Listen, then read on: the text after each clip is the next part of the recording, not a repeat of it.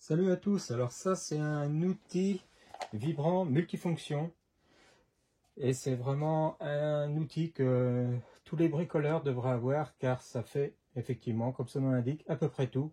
On peut s'en servir comme ponceuse, surtout dans les angles.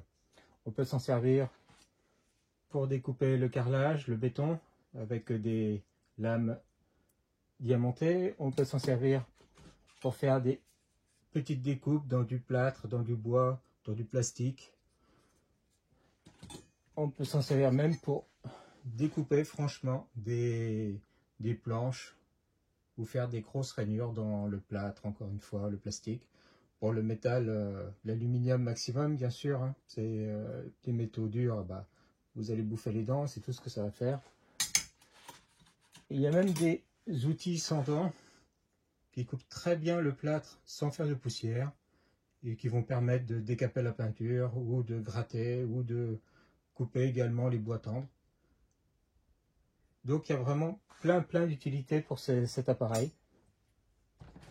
Là c'est la troisième que j'ai. La première c'était un modèle 220 volts qui au bout de 5 ans a rendu l'âme. La deuxième est un modèle secteur également, mais toute cette partie là, à cause des vibrations très importantes, c'est quand même un outil vibrant, donc dans vibrant il y a vibration peut-être, et ben ça n'arrête pas de se dévisser, donc j'en ai eu un peu marre. Et du coup je suis tombé sur cette promo chez Banggood, c'était à peu près 40 €. Vous aviez l'outil Mustool. Alors j'ai déjà quelques outils de cette marque asiatique, ça marche pas trop mal généralement. Grand intérêt de celui-là, c'est qu'il est sur batterie, il est léger, ergonomique, avec réglage de la vitesse ici.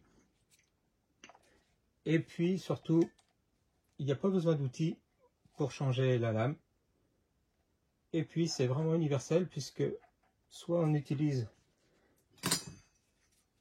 les lames de ce type qui s'enfilent comme ça, il y a juste, on déverrouille, on décoince la lame et on l'enlève. Et si on a des outils de ce type, eh bien il n'y a pas de souci, il suffit de démonter ce truc là, on met l'outil, on revisse et on serre. C'est aussi simple que ça. Donc franchement c'est pas mal. Après, qu'est-ce qu'on peut en dire? Eh ben, c'est du plastique qui semble sérieux. Il y a du caoutchouc pour faire antidérapant. Toute la tête est en alliage aluminium. Ça fait sérieux, franchement ça fait sérieux. Et c'est fourni avec une poignée qui va permettre de tenir un peu mieux l'appareil. On peut la visser des deux côtés.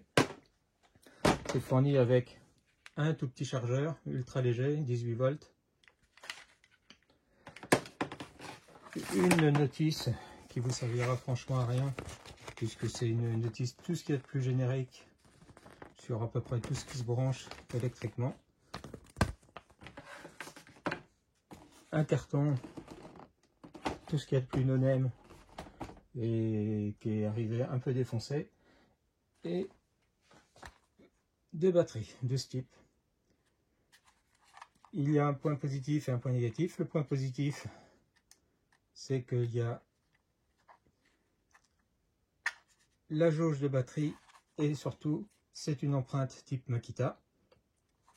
Le point négatif, c'est que 98 VF, ça veut strictement rien dire. C'est ni la tension ni l'intensité, c'est juste une référence trompeuse. C'est pas du tout 88 volts, hein. C'est une batterie 18 volts, puisque à l'intérieur c'est ça. 5 éléments 3,6 volts. Si vous savez faire une multiplication, ça fait bien 18 volts. Avec un circuit BMS, tout ce qu'il y a de plus basique, et de la prise de charge directement dessus.